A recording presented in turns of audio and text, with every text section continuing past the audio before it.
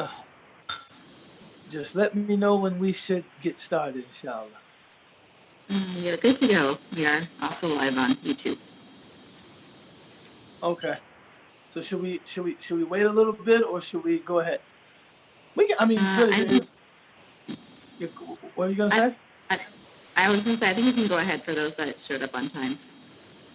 Okay. Bismillah. بسم الله الرحمن الرحيم إن الحمد لله نحمده ونستعينه ونستغفره ونستهديه ونعوذ بالله من شرور أنفسنا ومن سيئات أعمالنا فمن يهده الله فلا مضل له ومن يضلل فلا هادي له وأشهد أن لا إله إلا الله وحده لا شريك له وأشهد أن محمدا عبده ورسوله ثم أما بعد والسلام عليكم and peace. Um, I want to start by reiterating how grateful my family and I were for the beautiful gift that was presented to us last week. We opened the envelope last week and we found that the class had sponsored 4 orphans in our family's name. And it is the nicest thing that I have been given, certainly. And I'm, I think it's safe to assume that it's the nicest thing that anyone in my family has ever been given. And when I think about the moment that we're in now and what an act of kindness, an act of charity like that means, when someone agrees to sponsor someone, yes, you're giving that person money. You're making a financial or monetary contribution, but you're also making a statement about that person's fundamental dignity. When God says in the Quran, لَقَدْ كَرَّمْنَا بَنِي آدَمَ, truly we have ennobled, truly all human beings have an inherent nobility that cannot be forfeited. And sometimes people that find themselves in very challenging, very trying situations, it's hard to feel the nobility of being human. And when someone offers a sponsorship, or someone offers a hand, or someone agrees to be your advocate, or someone takes an interest in issues that affect your quality of living, it reminds you of your own dignity because the person is essentially saying, you are too valuable, too important for us to watch you starve. You are too valuable, too important for us to watch you live in destitution. Too valuable, too important. You are inherently too dignified for us to watch you suffer police brutality or to watch the quality of life indices that impact your standard of living be substandard. You're too valuable for that. So that act of charity on behalf of my family and I, it resonated with me very, very deeply. And it's something for which I'm very, very appreciative. No one has ever done anything like that for me before. And I feel compelled, I'm sure I'll be able to contact Amina, but I feel compelled to get in touch with the people that coordinate these efforts, just for updates. I don't know the protocol and the process in terms of learning from or who but just to get updates and just so that we can know the people's names for whom we will be praying, and to know if in any way we can actually lend further support on our own. So, thank you for that. Um, the other thing that I've been thinking about, in this moment that we're in now, is that this is a time of a lot of tumult. This is a time of great consternation. This is a time of great frustration. This is a time of great anger. And those emotions must be given space to express themselves adequately so that they don't become unhealthy feelings of resentment or repression, right? These things must be able to express themselves. However, I'm hoping that as a Muslim community, after we um, are finished venting, um, we will recognize that this could be, if we so choose to make it, bi-idhnillahi ta'ala, by the permission of Allah subhanahu wa ta'ala, glorified and exalted, this could be the moment for our community. In a strange way, it's said, I'm sure all of you are familiar with the expression, God works in mysterious ways. It's said that this moment, in a mysterious way that only Allah knows, has thoroughly Americanized the Muslim community. That this is the first time I've seen the moral outrage of the Muslim community directed towards something that took place in the United States of America. Usually it's Palestine, or Yemen, or Kashmir, or Darfur, or Syria, or various and sundry places. But this is the first time that I've seen this much righteous indignation, this much emotional investment in a social ill or a catastrophic event that took place in the United States. This is a moment. We're witnessing something here. And I think that has something to do with the generational shift in terms of who's leading our communities, what voices are being heard publicly. Nonetheless, I hope, it is my ardent hope, that we apply ourselves to this moment in more than a superficial way. That we give, that we look and we say, okay, institutionalized racism and systemic inequity, these are the cardinal sins of the United States of America. Over 400 years. And right now in 2020, America is still dealing with this cancer. It is not in remission. Not a civil war, not a civil rights movement, not numerous legal reforms. We're still here. We're still dealing with this. And the Muslim community is actually in possession of a narrative that can be tapped into, not to create utopias. By all means, there's no such thing, right? Al-ihtikak yukhriju sayyi'at. Being in close proximity with each other and rubbing each other, these are things that help us to exorcise our weaknesses and those things that we need to work on, those things we need to remove in our suluk, in our path to Allah subhanahu wa ta'ala. So the tension that we feel when engaging with people from different backgrounds, that perhaps will always be there. Muslims don't have anything to remove that tension. Right? يا أيها الناس إنا خلقناكم من ذكر وأنثى وجعلناكم شعوبا وقبائل لتعارفوا إن أكرمكم عند الله أتقاكم إن الله عليم خبير. O humanity, we created you from one male and one female.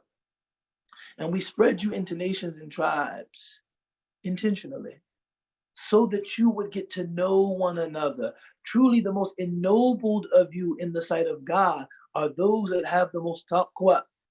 The thing that I want to focus on from this ayah right now is that shu'uba wa qaba'ila, nations and tribes, that is something intentional. Any overemphasis of a kind of cosmopolitan ideal that, we're all the same and we're just, people of shared history, language, cultural affinity. There's a heightened level of identification there. And that perhaps is always going to be there. Muslims don't have a remedy for that. But instead of using that difference, or instead of allowing that difference to become a point of strife or contention, Allah tells us to make it a point of mutual curiosity. لِتَعَارَفُوا. And then finally, إِنَّ أَكْرَمَكُمْ عِنْدَ اللَّهِ أَتْقَاكُمْ. The most ennobled of you in God's sight are those that have the most taqwa, those that are the most conscious of God, right? So although Muslims don't have anything to remedy that tension, we do have a teaching that instructs us how to manage those differences. And we do have a teaching that instructs us about living in community, not merely with equality, but with equity, with justice, with fairness, or at the very least, a semblance of these things. And we might have right now the most diverse religious community in America. Maybe. You know, one social commentator said that even right now, the most segregated 2 hours of American public life are on Sunday from 9 a.m. to 11 a.m. When people are in church, because Black Christians ordinarily go to Black churches and white Christians usually go to white churches. And our community is certainly no exemplar, right, of heterogeneous, ethnic mixing. But we, at the very least, can say that we are in community with each other across lines of ethnicity and socioeconomic status. Why am I mentioning all of this? Is that if we, in this moment, choose to go beyond just protesting, I'm not speaking disparagingly about protesting. Protesting is essential. I am the beneficiary of the work of people that protested, that picketed, that marched, that sang. Right? So I'm not speaking disparagingly about those strategies of protest and of rebellion, not at all. But if we are to move to something substantive within our community, we would be doing something unprecedented in the United States of America. That simply within our community, we attempted to address ourselves to these structural inequities in a way that was meaningful. And I really think it comes down to just living together. How can we live together? Right?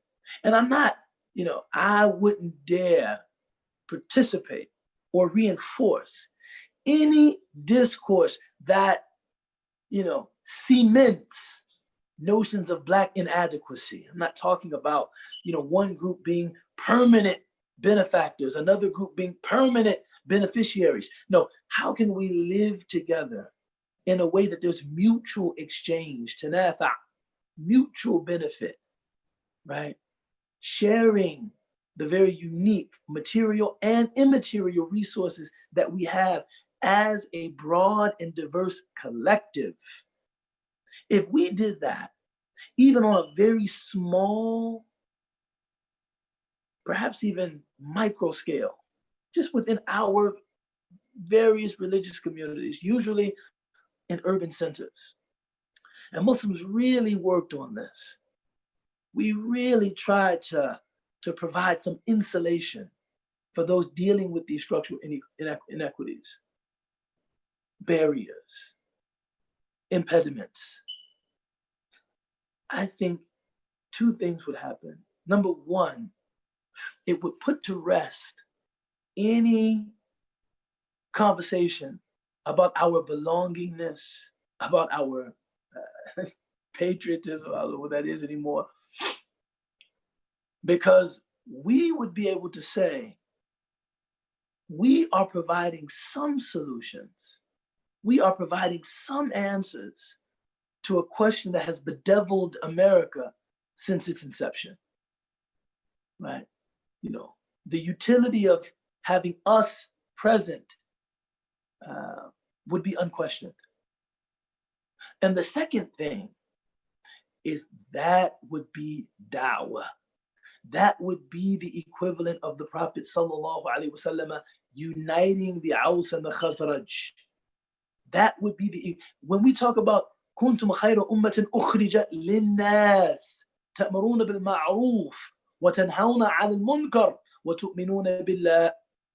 You are the best community drawn out from mankind, linnas, for mankind. Fakhr al-Din al-Razi in his Tafsir al-Kabir, he says, linnas limanfa'at al-nas, for the benefit of the people. What better way to benefit our neighbors, all of them, to benefit our colleagues, all of them, to benefit our classmates, all of them, to benefit our co-workers, all of them, than to provide alternative ways of being in community with each other across some of these incidental, superficial differences. This is where we should be stepping up and declaring, not by speaking volubly, but by acting consciously. We have answers. We actually have a tradition that requires us to do some of the introspective work so that we can be in community with each other and live. Son, I'm working right now, son. Can I get in my room because I took a nap? No. But Dad, off these songs, he was like, go downstairs because you took a nap. Son, can you please leave? Jazakallah khair. Jazakallah khair. So I can go downstairs, Dad? No. Jazakallah khair. Allahu Akbar. But, you know, in short, I think that this is a moment of awakening for our community. And I just pray that Allah subhanahu wa ta'ala makes us adequate and sufficient for the moment. Yes, there's a lot of anger. There's a lot of frustration. This is a good thing, in that people are expressing dissatisfaction with the prevailing order. As they begin to turn and look for answers, look for new ways of seeing the world and themselves in it, will the Muslim community be ready? Not to articulate all of these lofty ideals, but to have something to show, right? To have real stories of redemption, people that have overcome some of these things that have almost literally, rent America asunder, torn America apart. In that spirit, we are reading from the book, Sacrifice, looking at some of the hardships of the Prophet ﷺ, and thinking about how the Prophet ﷺ dealt with adversity, how he dealt with challenges. He said, "Nahnu ma'ashar al-anbiya'i ashaddu an-nasi bala'an." We, the assembly of the prophets, are the most severely tested of people. And we've been reading those hadith, and we've been reflecting upon them, and we've been conversing about them, and we've been thinking about them and ruminating upon them.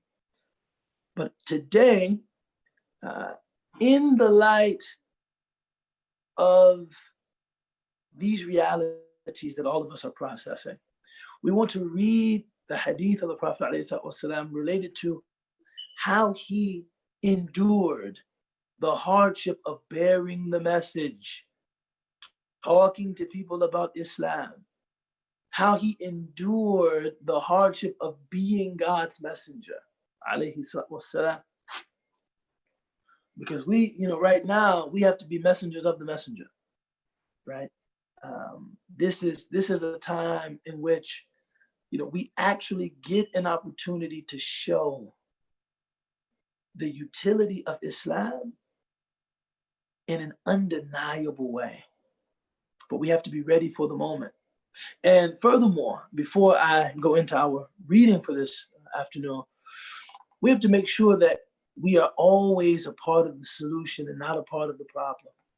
You know, America has, a long tradition of racial animus and hostility.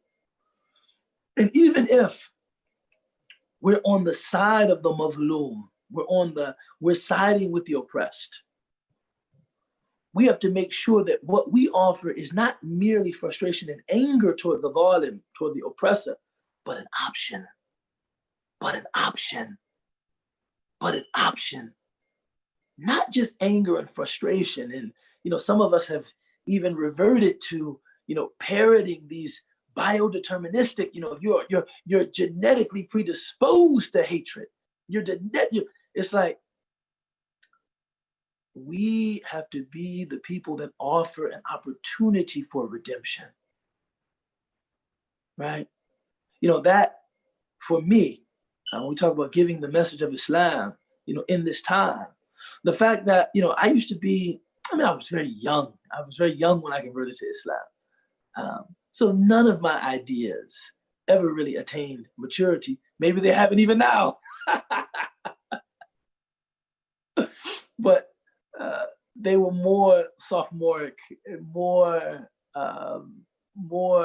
underdeveloped than even they were now. But I had a brief stint as a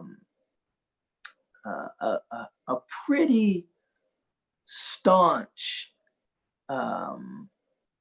Black nationalist and someone that had a very difficult time being in a school that was, probably 65 to 70% white. I went to a school, called Crete. And one of the things that really challenged me in converting to Islam was forming genuine friendships, genuine bonds of fraternity, sorority with men and women that were white.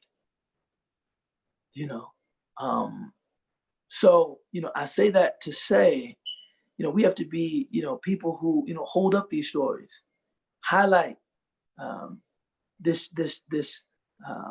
blessed process of reconciliation, not this performative wokeness that, treats that as though it isn't even a possibility. No, there must be the acknowledgement of harm, and then there must be the reparation of harm, pun intended. Yeah, right? There must be, those things must happen, but it is possible. And our community should, in as much as we are capable, represent that vision, right? Represent that vision. So, Bismillah ar-Rahman ar-Rahim, the struggle of the Prophet ﷺ in delivering the message and the backlash he faced from his people. Ibn Abbas radiallahu anhu narrates, when the verse, and warn your closest kinsmen, was revealed, the Prophet sallallahu alaihi wasallam climbed Mount Safa and began to call out, O tribe of Fihr, O tribe of Adi, intending by it the people of Quraysh, until the people gathered. If a man was unable to come out himself to hear what was being said, he sent someone on his behalf to see what it was about. Abu Lahab came, as did the Quraysh. The Prophet ﷺ said, tell me, if I were to inform you that an army is in the valley leading to Mecca, intending to invade you, would you believe me? They responded, yes, we have never experienced anything from you but the truth. He, sallallahu alaihi wasallam, then replied, then I have come to you as a warner of a severe punishment that is before you. Hearing this, Abu Lahab said, Tabban laka, which in Arabic means may evil befall you. Tabban laka means like may evil befall you, right? And this is why Allah subhanahu wa ta'ala responds, Tabbat yada abi lahabin wahab. Lahab. No, evil has befallen the hands of Abu Lahab, meaning his labors, right?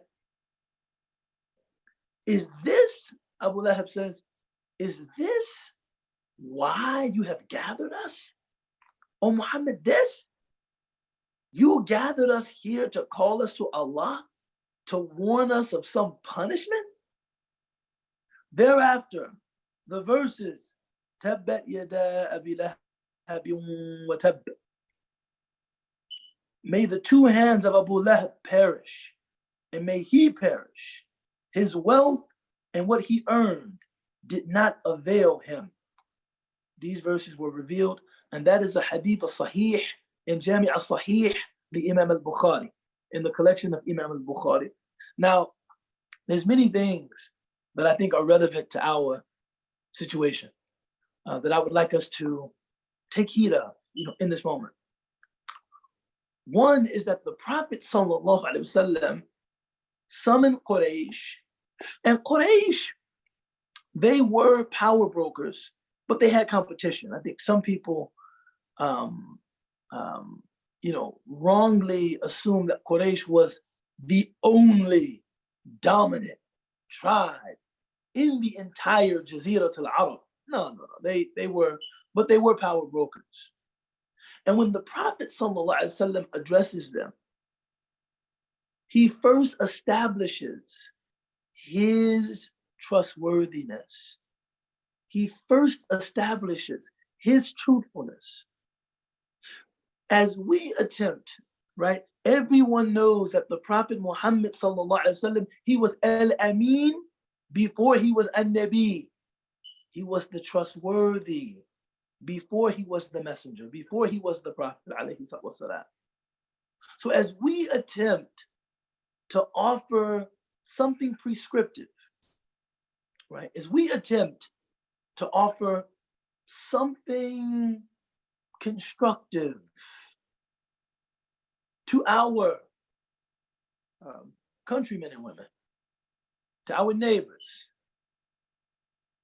have we engaged anything in any way that would lend credence and moral authority to our cause? We have to think about that. What have we done?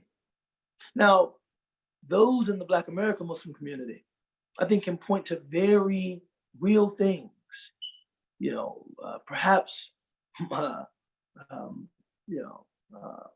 most obvious is contributing to the transformation of countless numbers of men and women. Muslims have done that. That's something undeniable. That people have seen Islam within our community as a transformative force, right? Young men, young women, they enter Islam and they are improved, they are enhanced in their character thereby. But in terms of our collective communal voice, and I'm talking about the way that our community is constituted now, what is really our clear moral contribution to the United States, to Chicago, to the South Side, to the North Side, to Homewood? I know Abdul Malik is on the call. Shout out to Abdul Malik. Assalamu alaikum, man. What is really our contribution? Right? What, right? The Prophet sallallahu alaihi wasallam was able to point to something that lent credence to what he was about to tell them. We need that kind of moral capital. We need that kind of social capital. MashaAllah. We need that kind of social capital, right? That must accompany, right, a call to Islam. The second thing that I think is also very relevant here is by calling them the people of Fihr, Ahl Fihr, Ahl Adi, The Prophet ﷺ is also articulating his familiarity. He's highlighting that I am one of you, right? Da'wah cannot be given from culturally without.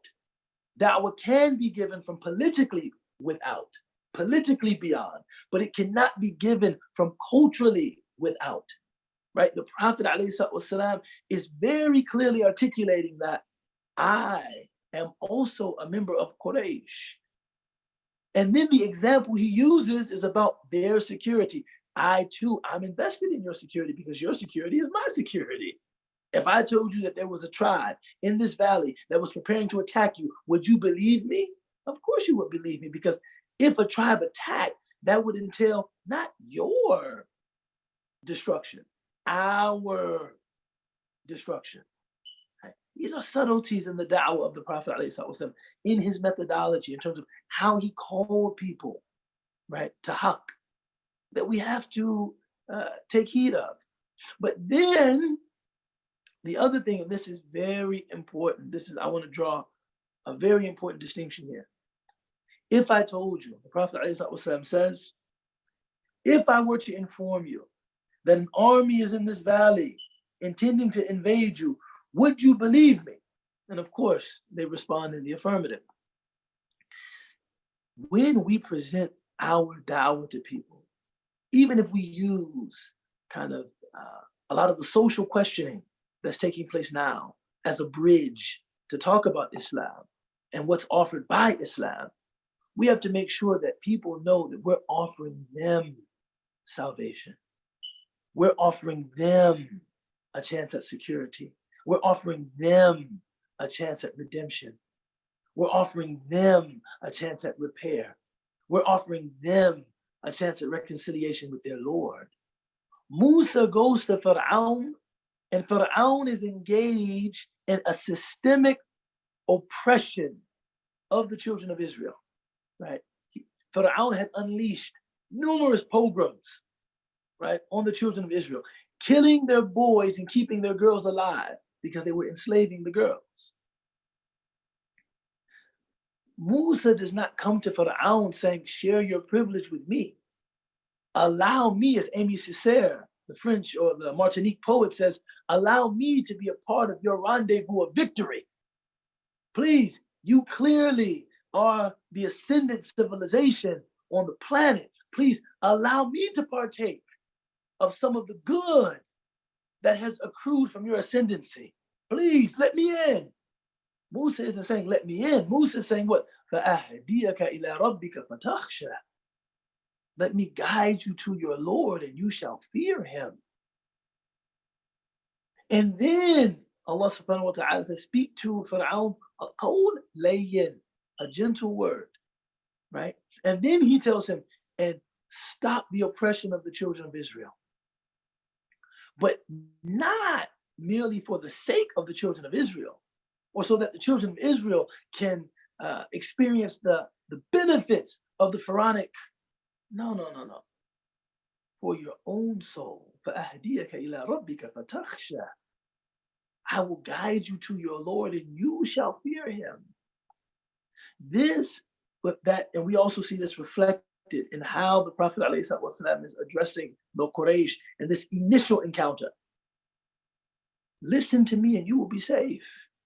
We have to, look, I think what we all recognize now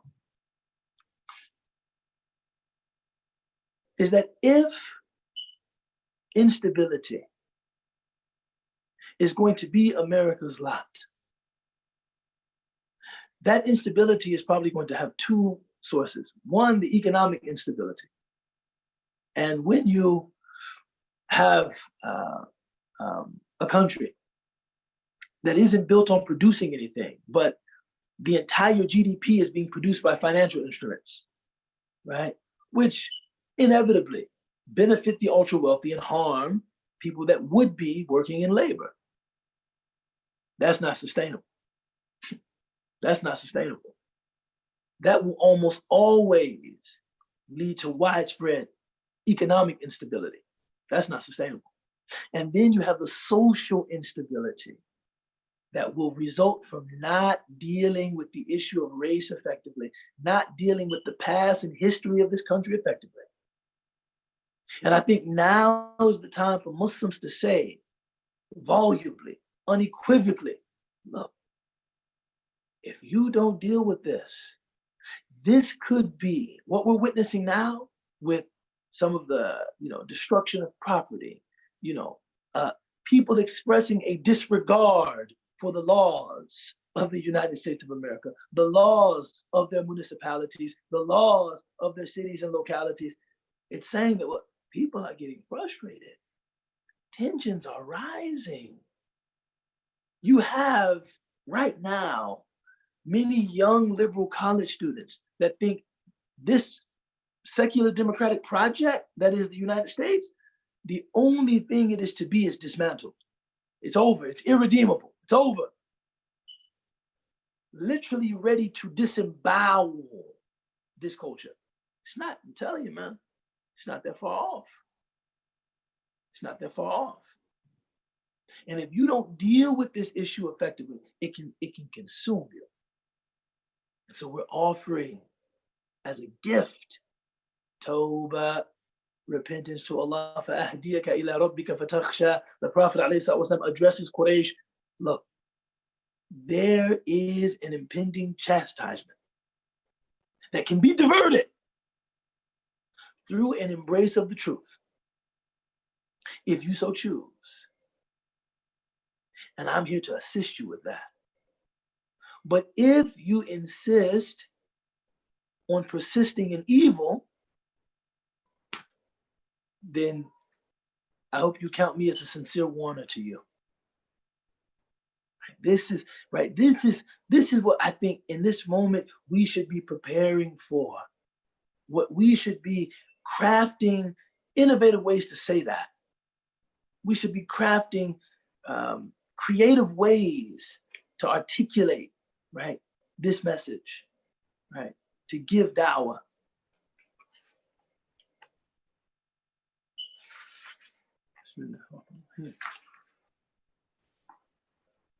Jubair ibn Nufayr narrates, we were sitting with Miqdad ibn al-Aswad radiallahu anhu one day when a man passed by and said, how blessed are those eyes which saw the Messenger of Allah sallallahu alaihi wasallam. By Allah, we would have loved to see what you have seen and witness what you have witnessed. Miqdad was angered by this. And I was surprised because the man had only said good. He turned to him and said, what is it that makes a man wish to have lived during an era that Allah has prevented him from witnessing? Miqdad is very wise. Whereas he does not even know how his situation would have been therein. By Allah, wallahi, or tallahi, there were people who were present in the time of the Messenger of Allah, sallallahu alaihi wasallam, whom Allah threw headlong into hellfire because they neither answered his call nor believed in him. Will you then not thank Allah for bringing you to believe in your Lord, bearing witness to the truth that your prophet came with, while the hardship and struggles were borne by others? By Allah, the Prophet ﷺ was sent in the midst of the harshest conditions that any prophet was sent in. During an era without any prophet and in a time of ignorance in which the people saw no religion better than the worship of idols. Then he brought the criterion, al-Furqan, which distinguished the truth from falsehood and separated between father and son, such that a man would see his son, father, or brother in a state of disbelief, while Allah had opened his heart to belief, knowing that if they were to die in this state, they would face chastisement. Thus, his heart would not be contented knowing that his loved one is in the fire. And this is what is referred to in the verse in the Quran, in Surah Al-Furqan. And those who say, "Oh, our Lord, grant us from amongst our spouses and our progeny the coolness of our eyes." And this is a hadith recorded by Ibn Hibban. Now, it's interesting. And this kind of romanticism is, I'm guessing, a part of everyone that has a sacred history. Anyone that has a sacred history romanticizes about being there. Man, I wish I was there. You know, some, it's very common for people to call, the Americans who fought in World War II, the best generation, right? I think Ted Koppel or Dan Rath, one of these, somebody wrote a book, The Best Generation, right? And some conservatives now wish that they could have been there, during that time when America had clear-cut ideals and was prepared to be a force of good in the world. And it was not, it was unquestioned. The Vietnam was where all of that collapsed. And everyone who engages in all of that is very unwise. If you are able to benefit from the sacrifices of others, not knowing how you might have fared under similar conditions, just give thanks to Allah. Don't wish to be anywhere that Allah subhanahu wa ta'ala didn't place you. Right? And don't wish not to be anywhere that Allah subhanahu wa ta'ala did place you. Now, I remember once I was assisting Dr. Omar Farouk Abdullah with a class called Bringing Worship to Life. We were teaching at Masjid al-Fatir, which is on Chicago's south side, 47th and Woodlawn. And, we took a long hiatus, and Dr. Omar traveled to Gambia. And I visited him in Gambia. And I saw how excited. I mean, he was different. He was very, ecstatic. He was, there was a kind of ebullience even that you could feel when you were in his presence, because I think he really enjoyed being in Gambia. So we took that hiatus, and now we're back in Chicago. It's cold. And I looked at him as we were preparing to start class, and I said, it must be really hard for you to be back in Chicago this time of year, not in Gambia, because his mood was definitely more sedate than what I experienced in Gambia. And he said, Ubaydullah, I'm not like that.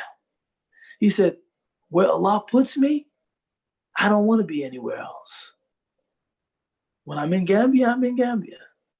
And when I'm in Chicago, I'm in Chicago. And I, subhanAllah, I'll always remember that.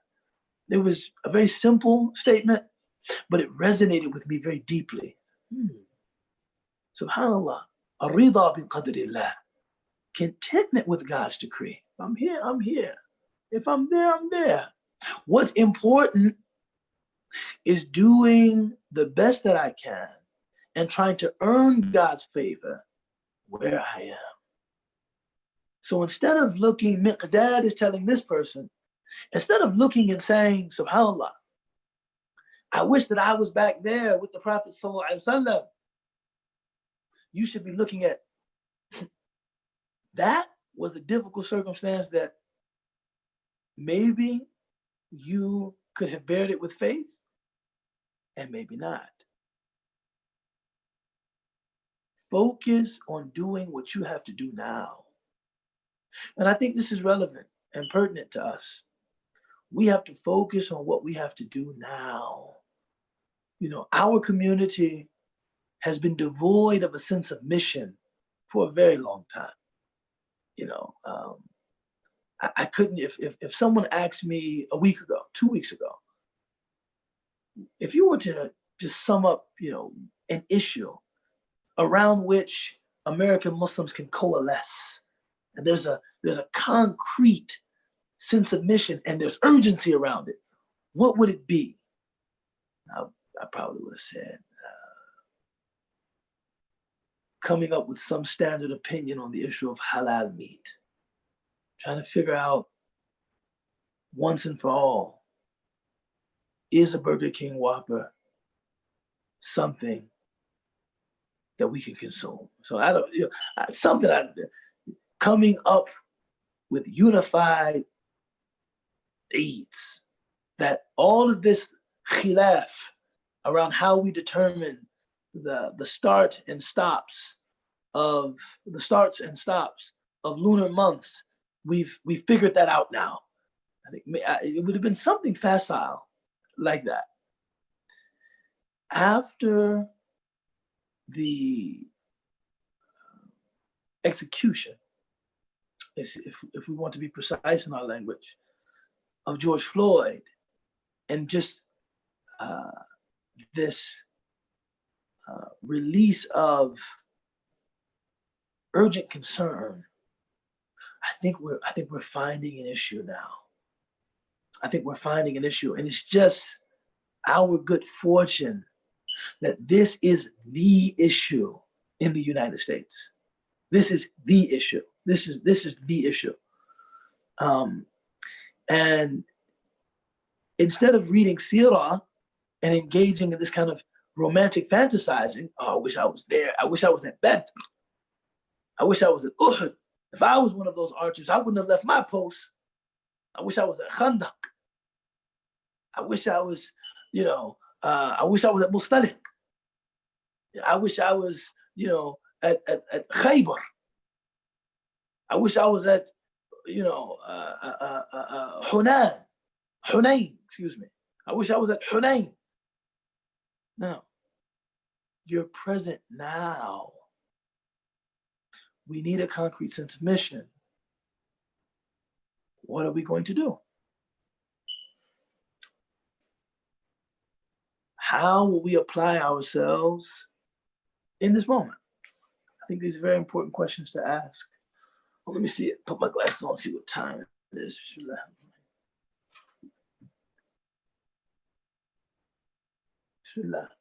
To make sure I leave at least 30 minutes for questions, ideas. Then at the end of this hadith, Miqdad is talking about how when truth entered, it wasn't all let's all come together and celebrate the truth. It wasn't all celebration. That haqq, that truth divided families, right? Truth separated loved ones. You know, there's a hadith, and I don't mean to upset anyone's sensibilities, but I think it, you know, the language of the hadith, while of course startling, the language of this hadith is startling. I think it brings us into the reality of what it meant to be present with the Prophet ﷺ in that time. You know, Sayyidina Abu Bakr, radiallahu anhu, he had a son that did not convert to Islam when he did. You know, his son actually remained quite committed to the Ahzab, to that confederation of folks that wanted to move to attack the Muslims. And when the Muslims met their opposition at Badr, the son of Abu Bakr as-Siddiq was fighting with the Meccans. And Abu Bakr was, of course, you know, fighting with the Muslims. And after the Fath of Mecca, the son of Abu Bakr radiallahu anh, became Muslim. He accepted Islam. And they were together. And he wanted to express his affection for his dad. And he said, you know, Dad, there was a few times at Badr where the right flank was open. There was an opening in your line. And if I wanted to, I could have attacked from an angle that you didn't see me. And I could have, dealt you a mortal blow. But of course, I wouldn't do that because you're my father. And Abu Bakr said, Wallahi, I never saw you at Badr. But if I did, you would be no more.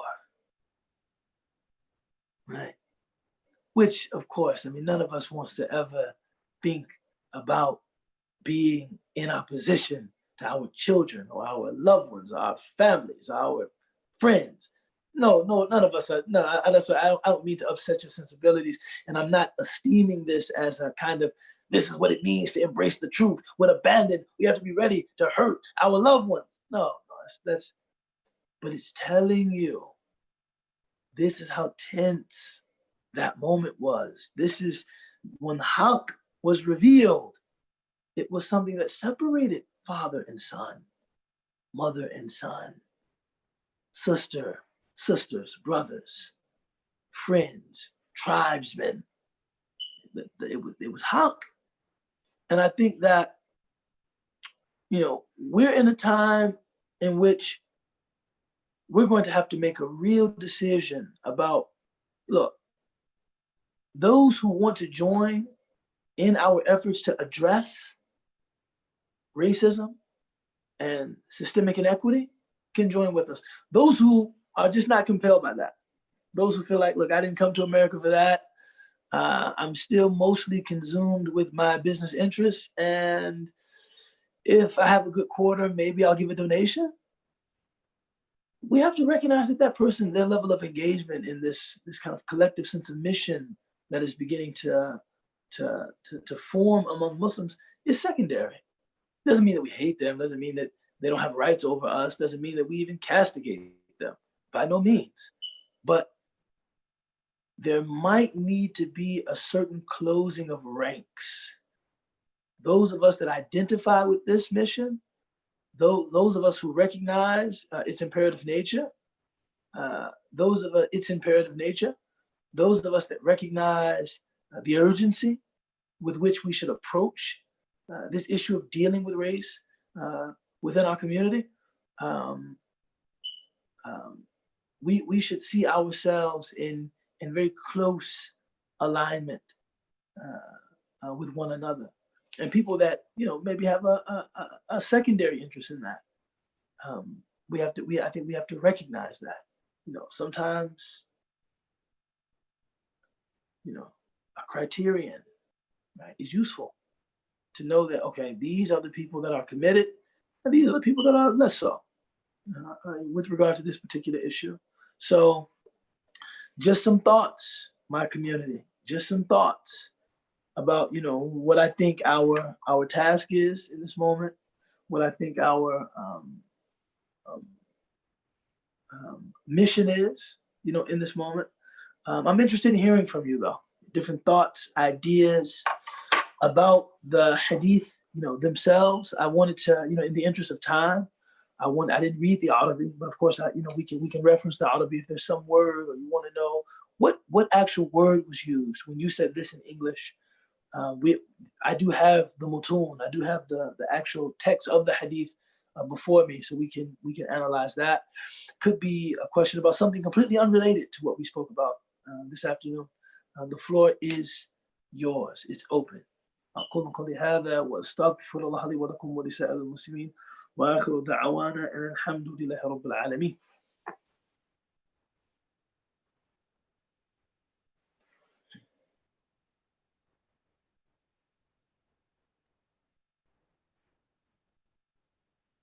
Jazakallah khair. Assalamu alaikum. I'm just kidding.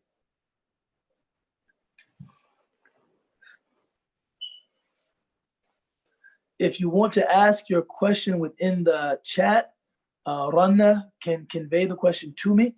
If you want to just unmute and just ask the question, or maybe not even a question, just a comment or an idea, that's always welcome in our space as well. Okay, if no one asks a question, I'm gonna start calling people out. Abdul Malik, what do you think? This is the Muslim chaplain at DePaul. Assalamu alaikum. Wa alaikum salam. Jazakallah khair. I guess it's a half comment, half question for you, so maybe it's something you can address if no one else has anything. When you mentioned that dawah cannot be given from culturally without, but it can be given from politically without, I wanted you maybe to talk a little bit more about what's the distinction between those two things. Especially because when you originally even said culturally without, part of my mind went to a question of in the context of the United States today, where it's so divided that we're a people of almost multiple cultures, but I'm not sure if those cultures are political cultures at this point or cultures based on something else.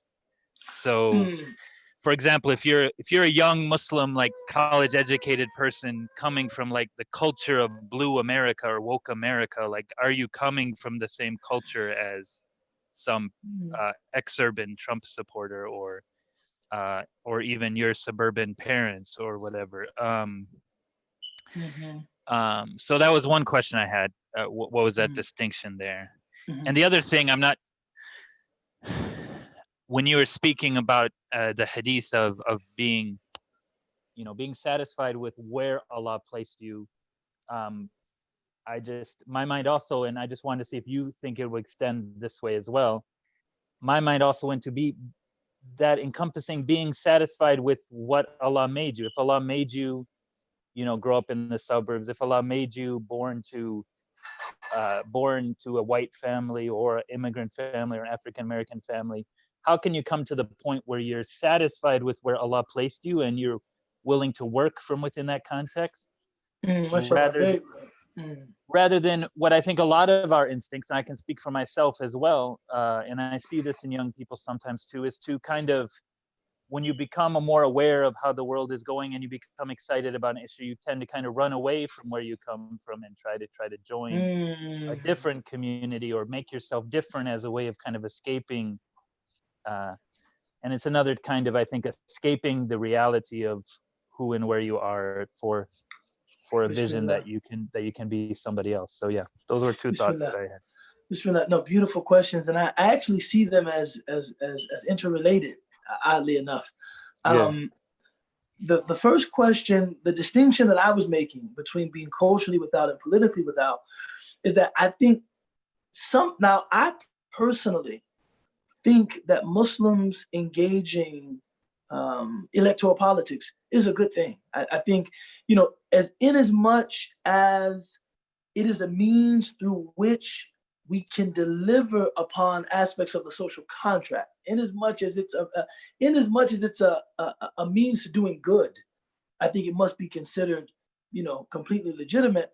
When it becomes a means of displaying that one is thoroughly American because you hold this political office or because we have a relationship with these elected officials, then I think it becomes indicative of an inferiority complex, that you just want to show that you're in, or you want to. This is when I think, a concentration on politics becomes misguided. If one wants to engage politically in the spirit that Yusuf said, "Inni hafidhun alim," I'm a knowledgeable treasurer, and if you place me, Yusuf said, as soon as he was released, from prison, if you place me in charge of those storehouses, if you place me in charge of the project that I'm detailing to you, it will be done with competence and done well. If a person wants to become a public servant for that reason, then khair, inshallah, may Allah give them tawfiq. We actually owe that person our prayers and our support. If the person just wants to show how thoroughly American they actually are, and they don't really have a platform that has any substantive goals, no real purpose, it's just an expression of reinforcing a status quo, that a prevailing order that we all know is morally bankrupt, then I think that political affiliation can be problematic. But I'm making the distinction because I don't like when people make civic mindedness the synonym of voting. Some people think to be civic minded, you must vote. Now, I think you can make a compelling argument that if you are civic minded and you do care about your community and the environment and your neighbors and the country and US foreign policy, voting is certainly a means of expressing where and what you care about. But for people who do not vote, and I know people, I'm just keeping it real. I know these days, if you don't vote, you have to make Tova, you know what I'm saying? But knowing people who do not vote, people that will tell you, and most of the people that I have in mind are African-American, they are apathetic when it comes to American electoral politics, both nationally and locally. I don't get involved in that stuff. I'm saying to them, the responsibility of giving dawah and not proselytizing. It's not what I'm talking about. I'm talking about integrating yourself within your local community in a way that lends legitimacy to you talking about Allah and His Messenger. You still have to do that. That's still your responsibility, even if you don't vote, right? So that's where I was making the distinction between the culture and the political. As to your question about, the cultural, in particular, this is a place where I think we need less idealism and more pragmatism.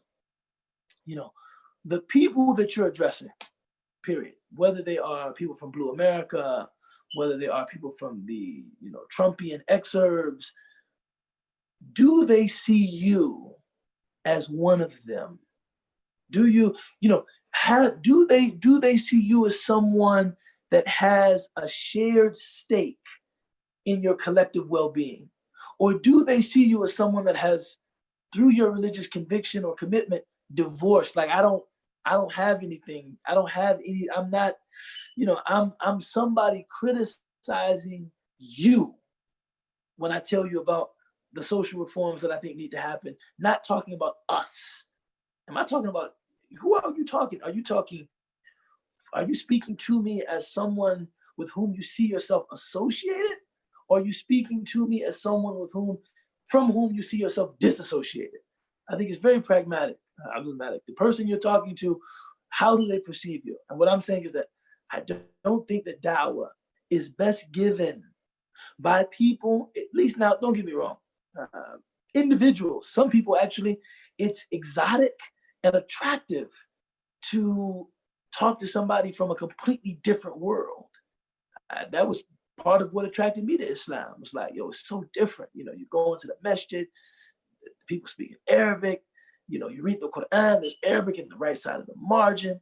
And then, the men are wearing Eastern gowns and they all smell like roach spray. I later learned that was etar, oud. This is so exotic and cool. And there's, in addition to me committing to Islam as truth, I think it was very satisfying to kind of culturally explore these new vistas that I was being exposed to as a convert to Islam. That was really cool to me. But I think when you talk about communal conversion, yes, you do have the bohemian individual that wants something out of the ordinary, something, this is cool, this is exotic, this is different, right? But communal conversion never happens like that. Not communally. Doesn't happen. Individual, sure. You'll have an individual that's like, what I love about this religion is how unfamiliar I am with everything. Communities usually don't, historically at least, communities usually don't embrace religious traditions in that way. It's only through the tradition being seen as something indigenous to them, something with which they can connect. So the person giving that dawah culturally has to at least be seen as, on a similar wavelength. Now, I don't think that that should be reduced to, superficialities like, what you eat and what you dress, how you dress and what you wear, where you live.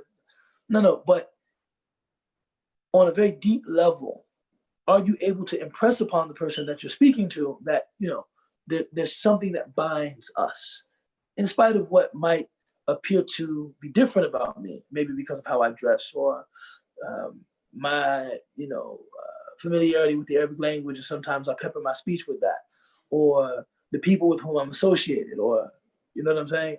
I think at a deep level, how connected, right, does the person see me as being to them? That's what I meant by culturally. And then, as to the other question about, being content with what Allah made you. Allah Ta'ala is huwa alladhi yusawwirukum fil arhami kayfa yasha. Sadaqallahu al-azim. It is God who formed you in the wombs of your mothers, however He wanted to. However He wanted to. And we have to be very careful. And in as much as you are a human being, you do possess inherent goodness. It's called the fitrah. You do possess inherent goodness. Now, you might be born into certain patterns, certain ways of being, certain ways of feeling, certain ways of thinking that you unconsciously or subconsciously begin to follow. And maybe now you're learning of some of the harms entailed in those patterns. The only thing you can do is make a decision to break those patterns. Wishing that you were something else, self-flagellating for years on end. This is not productive, and this is not what Allah wants from us. One conservative commentator, Abdul Malik, he said that belief in, inherent white racism is the new original sin. I thought that was very insightful.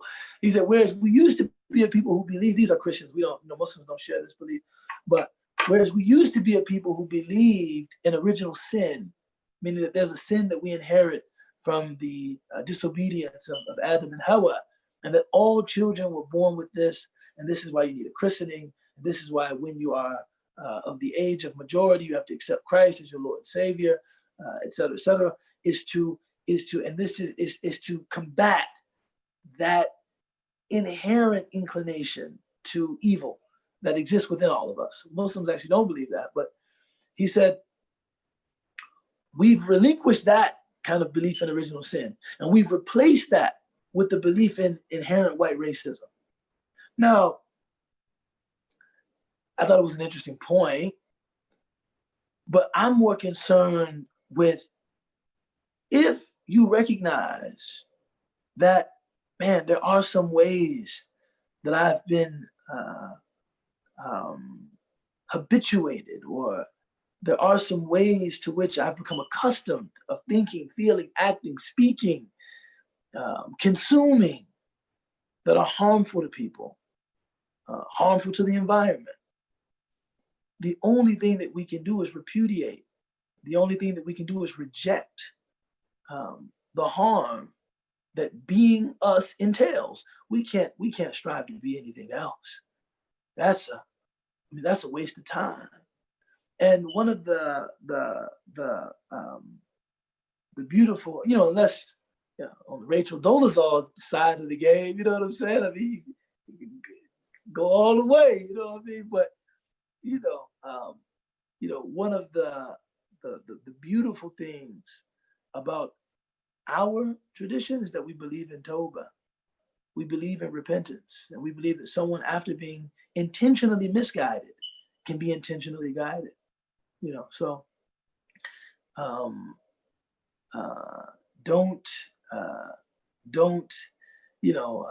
that's a mistake, that I think some of us have made, talking about certain, incidental characteristics, where you were born, what your father does, how much money you were born into, or privilege that you were born into, as if these are moral or ethical dead ends. That's just what you are. No, there's no dead end.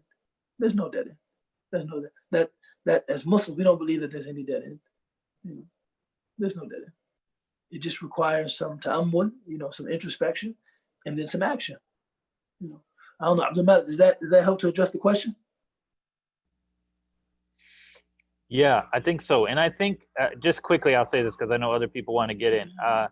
I do think that there's a real question in how do we define ourselves? How do we define our people? How do we define where we're from and all those kind of things? Because definitely an argument could be made that, whiteness has been something designed and created for white supremacy, and therefore you have to kind of attack whiteness and bring down the idea of whiteness.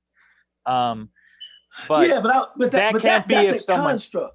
That's a construct. That's what I'm saying. But if someone, that's why you have to find, without denying your white privilege or whatever, you have to find a different way of defining.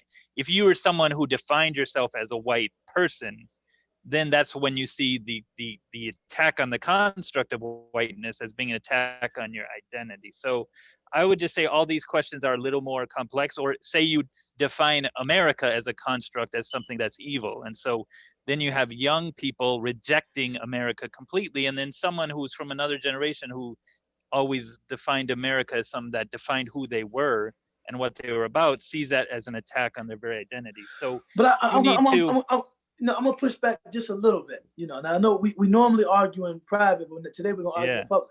I'm gonna push back just a little. The thing that I found, and this is just my own reading. You can tell me what you think. Yes, it's very easy to see how whiteness is a construct that was intentionally created to buttress Black subjugation. That's the purpose of its creation. What would you like? Randomly. I don't know.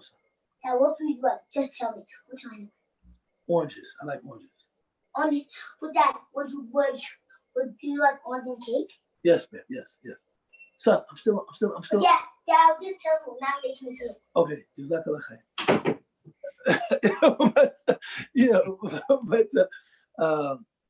So yes, it's a construct that,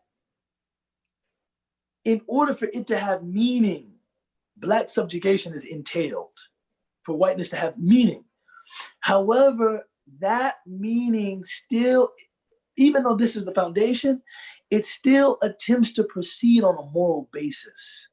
Do you understand what I'm saying? It still attempts to proceed on the idea that we are honest, we are trustworthy, we are this, we are whatever.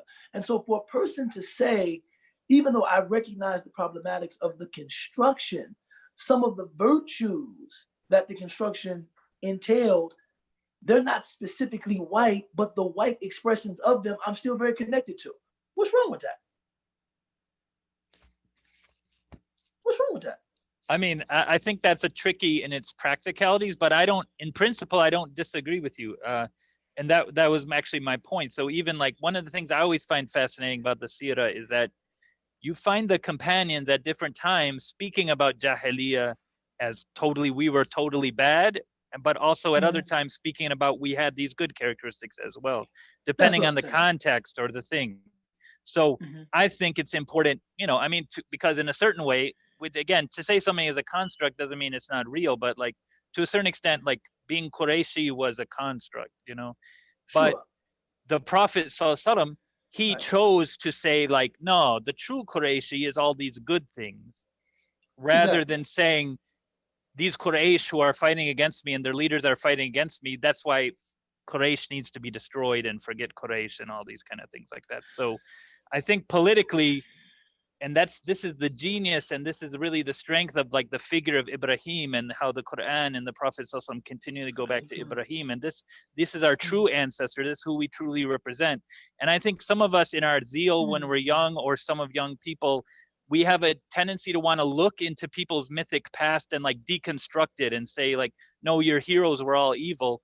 when actually it would be to our benefit and society's benefit to affirm the good characteristics of people's past and have them live up to the good characteristics, even if they're somewhat mythic, rather than always being determined to tear it down and tell them, no, your history is a lie, because that leads them nowhere to go. Yeah. Absolutely. I think, and that's what I was saying. Rather than, I think coming to someone and saying that, your history is singularly evil, right? It leaves them in a space that, whatever they become after that will feel inauthentic and like the product of complete graft. This is just something made up. You know what I'm saying?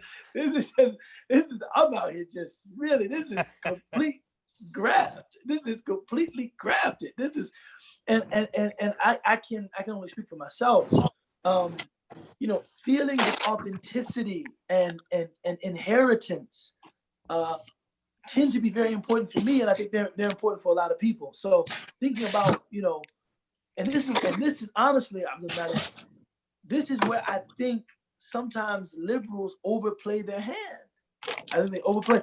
They expect people to, some of them, the more extreme parts of the left, they really expect white Americans to say that we're singularly evil. And I just don't, that's not usually how it happens.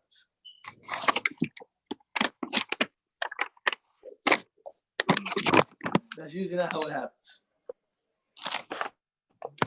But other questions, ideas, anybody else want to get in? I had a couple questions. Bismillah. So my first question is this. So I'm actually in the Twin Cities, and I wasn't in the country really when when Ferguson was happening, and all that. So I just wanted to get your sense first. Do you think this particular moment is unique? And what do you think is unique about this moment? I mean, I certainly think so. I certainly think so. I think that this moment, I think the thing that's scary about this moment is that there's nothing really unique about the manner in which George Floyd was killed. I mean, Eric Garner. I think I think there's something powerful about the symbolism of him being asphyxiated with the man's knee on his neck. I think there's something very powerful about that. But the fact of him dying as a result of police misconduct, as a result of his pleas to breathe being disregarded, we've seen that. I think, the case of Tamir Rice, featured, a victim that was younger, presumably even more innocent. The case of Mike Brown, Alton Sterling, Philando Castile, Sandra Bland. This is not, more recently, Ahmaud Arbery.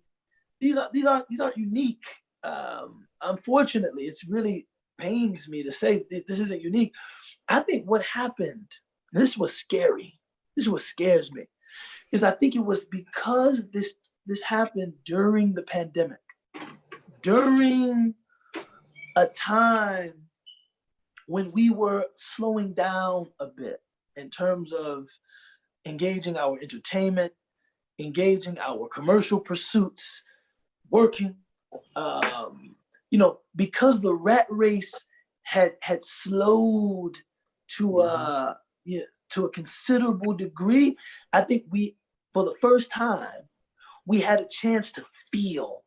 We were in touch with I think because of the coronavirus pandemic, we were in touch with a deep human sensitivity that allowed us to feel what happened for the first time. And the scary thing is that is our entertainment and our consumption and our commitment to work, is it really that anesthetizing? Damn, that's scary, man. That when we're working and making money and partying and hanging out and buying things and things like this happen, and it's like, oh, it's like morally, it's a moral outrage, but then it's right back. Got to get back to work. Got to raise my children. Got to make sure they get into the best school. Got to make, and I think that is what was different about this time. Hmm. So my second question is actually related to kind of what you just ended on. And it's this question of, of critical distance, right? So when we're doing this work of social criticism, and you pointed to this, when the Prophet ﷺ, is addressing the Quraysh, right? He identifies with them. And, I often find that, it becomes tough sometimes when I talk about, how can we actually go about, critiquing a lot of these, evils we see in American empire, for example, while, we are a part of that society, right? And especially when I see, when I look especially to the Muslim immigrant community, particularly the Arab, I would say, and South Asian communities, where people are, more successful. People are striving to kind of, people have accepted the American dream. That's one. Sure. And are striving to kind of achieve that, right? So that, often means you are getting closer to kind of, these institutions of power. So how do you, obtain that critical distance, right? Such that you're still able to kind of bring to bear that the social criticism that we have to, to kind of put forth, yet not really remove ourselves from that belonging in the society, right? It's very tough. I mean, one of the authors or thinkers, I mean, my all-time, favorite thinkers on this is Edward Said, right? And he talks about, he has a nice phrase where he says, no solidarity before criticism, right? Absolutely. So absolutely. But then we understand that solidarity is often, it's somewhat necessary. So how do we balance that, right? Because I mean, if you look at his life, for example, right, he was an outcast, right? In terms of, I mean, brilliant mind, but then no solidarity before criticism, is hard to do. So, I mean, just wanted to get your thoughts on that. And then lastly, sorry, I'll stop after this. Bismillah.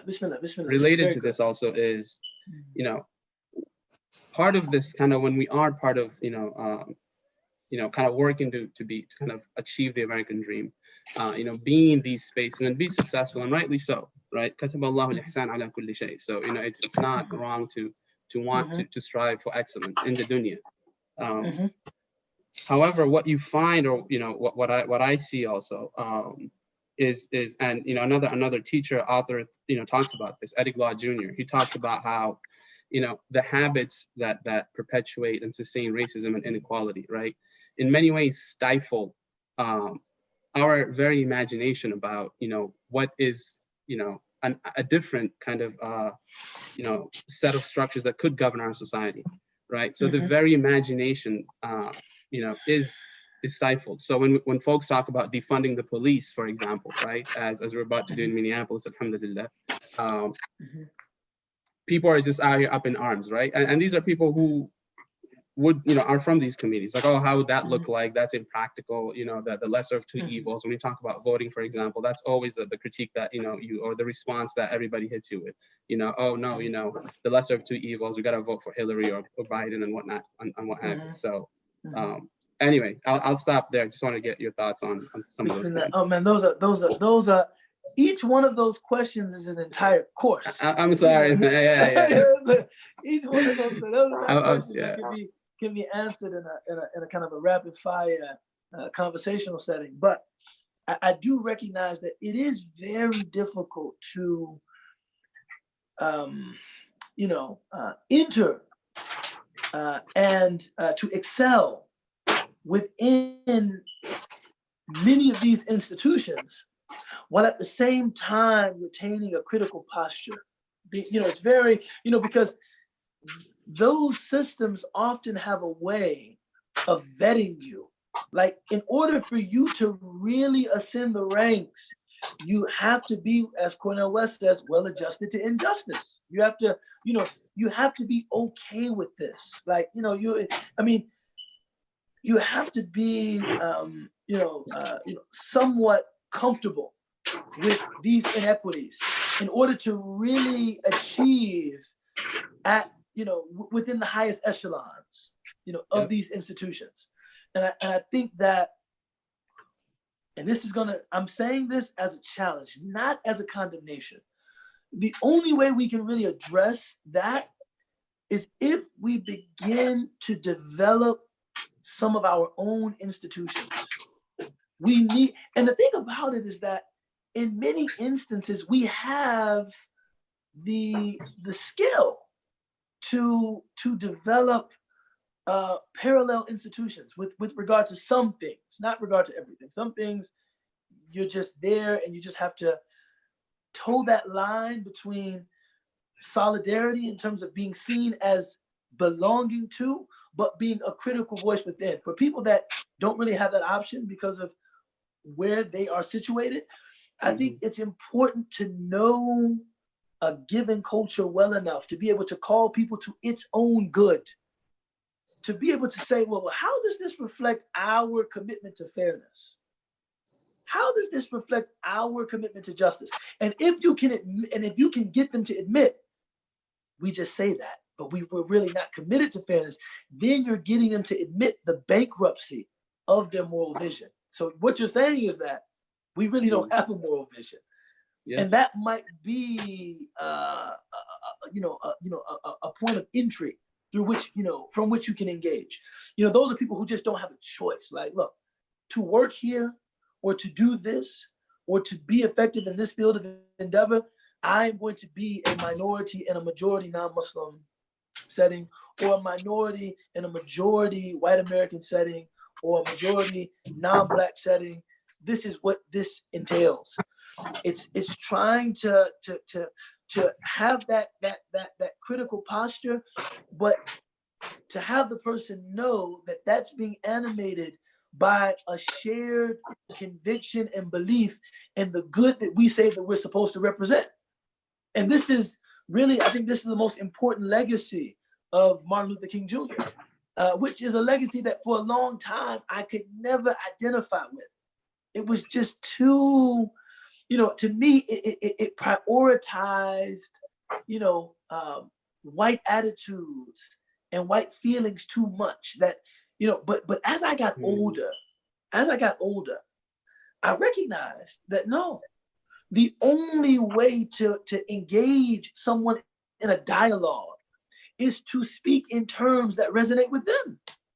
If I attempt to talk to someone about morality, and I'm just quoting ayat Qur'aniyya, I'm just quoting verses of Qur'an, and they don't believe in the Qur'an, that probably isn't going to amount to a very compelling argument, right? But if they believe in, say, I don't know, humanist ideals, right? And they recognize, or they believe in enlightenment ideals, and they feel like, well, the failure of the Western, civilizational paradigm is not in its ideals, but it's the application of those ideals to everybody. Then, if I want to engage them, and this is really what I think critical theory is. If I want to engage them, then I'm intentionally using those terms, those things that resonate with them, right? But I think you have to be very careful when doing that, not to forget that this is a means to an end, right? This is a means to an end. It's like Ibn Taymiyyah's criticism of Ghazali was that Ghazali swallowed Aristotelian logic, and he could never throw it up. You see, like he swallowed it as a means of vindicating Islamic Aqidah, but he could never. Once he was in it, he was just in it. You know what I'm saying? And there's some there's a very robust discussion we can have about what it means to be in it, right? I don't intend any criticism of the Ash'ari, of Ash'aris, not at all. But you have to know that you're using this discourse as a means to an end, right? I'm trying to, right? Yep. But for people who have the ability to be creative, to we can actually do this in ways that are different and be successful. This is what you say, Kataballahu ihsanan ala kulli shay. Allah has written excellence on everything. We can do this in a way that is so excellent that even though we refuse to play by those rules, the excellence with which we do what we do makes our services indispensable. We can actually do that. I mean, think about this, Akhi. Think about this.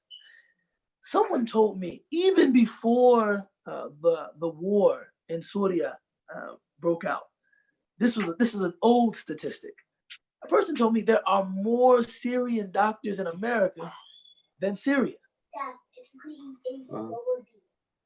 Son, I don't know. So give me a second. Someone said there's more doctors. Son, give me a second, man. Oh yeah, my son. I was about to repeat what my son said. You know, I was gonna say, if you could eat any food, Dad, what would it be? But I was gonna say, but there was more Syrian doctors in America than Syria. Just to give you just give you a sense of the extent to which we have produced a great deal of physicians in the Muslim community. Right, we have produced a great deal of physicians in the Muslim community, but there isn't one Muslim hospital. There isn't one hospital that is consciously founded on Islamic ideals. There are more Muslims in America than there are Presbyterians. Believe it or not, there are. Yeah. There are more Muslims in America than but do you know how many Presbyterian hospitals you have?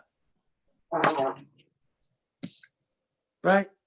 Yeah. Illinois, right. So some of these institutions, we can actually think creatively about how we can start our own institutions, right? Schools, business guilds. Like, I think we have to, but in order to do that, we have to actually want some independence. We have to actually say, you know what? The way this is being done is not reflective of my ideals. I guess I'm going to have to do it myself. You know what I'm saying? I guess I'm going to have to do it myself. But somehow Muslims don't have enough of that fight back. I think a lot of us, success looks like, complicit adherence to the way of the dominant culture. And I think it's going to take just some real women and some real men that say, you know what? I'm going to, with my education, my training, my ability, my network, I'm going to step out here and try to, practice privately. Well, I'm going to step out here and I'm going to start a school that, is intentionally focused on taking students that come from structurally disadvantaged backgrounds and giving them quality educations. I'm going to do this, man. I'm going to do this. And once we take a stance like that, Allah gives us tawfiq. Allah gives us tawfiq. Sheikh Amin Khalwadia, a scholar we have here in Chicago, he once said to me, I was studying iftah. I was studying fatwa giving with him.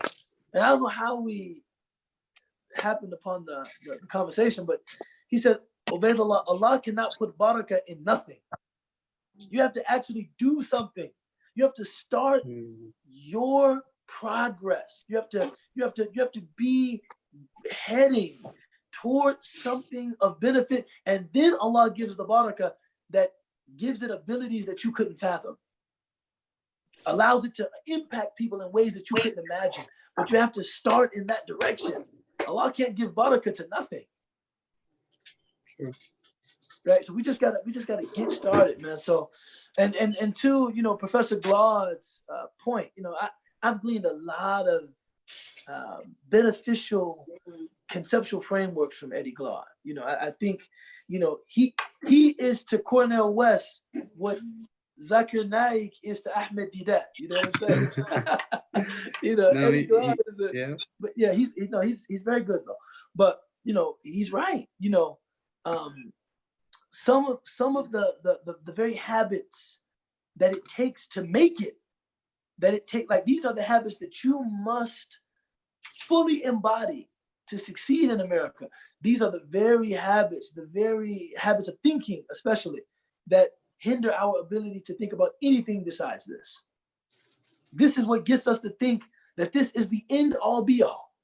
This is, there's just a lack of cultural imagination. There's a lack of political imagination. It's subhanAllah. There's a lack of religious imagination, which, in a certain sense, when protest is not accompanied by proactive engagement, the only thing protest is saying is that this is bad. This is, I can't think of anything else. I can't think of anything beyond this, but I know this is bad. Now we have to, recognizing that this is bad is a good start point, but we have to move that needle. It's la ilaha illallah, right? After you reject all of the false deities, you have that la ilaha, you have to now affirm the truth. Illallah, except Allah. What does that look like? And this is a place that I think Muslims should really be hunkering down. Thanks, man. Appreciate it. No, appreciate you, bro. It was an excellent question.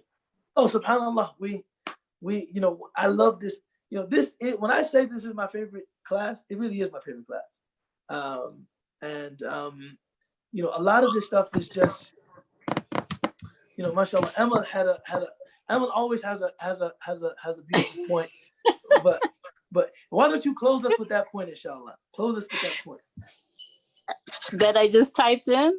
Yes, bismillah. That's how we'll close out today. Bismillah. Yeah, I can't show my face today, unfortunately, but bismillah. Okay. Bismillah. No, I was just saying that I wanted to just emphasize we need to encourage Muslim leaders to support business enterprises and incubators within our community and especially for African Americans, because I'm finding that a lot of people don't really know the historical context here, and they think, oh, well, why don't they do the same thing that we did? We came over here and did this. And, they don't know about Tulsa. They don't know about Rosewood. They don't know of that. There were thriving Black business districts and towns, and they were basically destroyed or bombed. So, yeah. So I don't know it's more of a comment than a question, but. I enjoy your comments like I enjoy your questions. And I think وَخِتَامُهُ مِسْكٌ, the end part of it is the best part, the fragrant part. So we'll end with that. Bismillah ar-Rahman ar-Rahim. وَالْعَصْرِ إِنَّ الْإِنسَانَ لَفِي خُسْرٍ إِلَّا الَّذِينَ آمَنُوا وَعَمِلُوا الصَّالِحَاتِ وَتَوَاصَوْا بِالْحَقِّ وَتَوَاصَوْا بِالصَّبْرِ سُبْحَانَ رَبِّ رَبِّ الْعِزَّةِ عَمَّا يَصِفُونَ وَسَلَامٌ عَلَى الْمُرْسَلِينَ وَالْحَمْدُ لِلَّهِ رَبِّ الْعَالَمِينَ. Assalamu alaikum. Always good to be with you guys. Wallahi. Always good to be with you guys.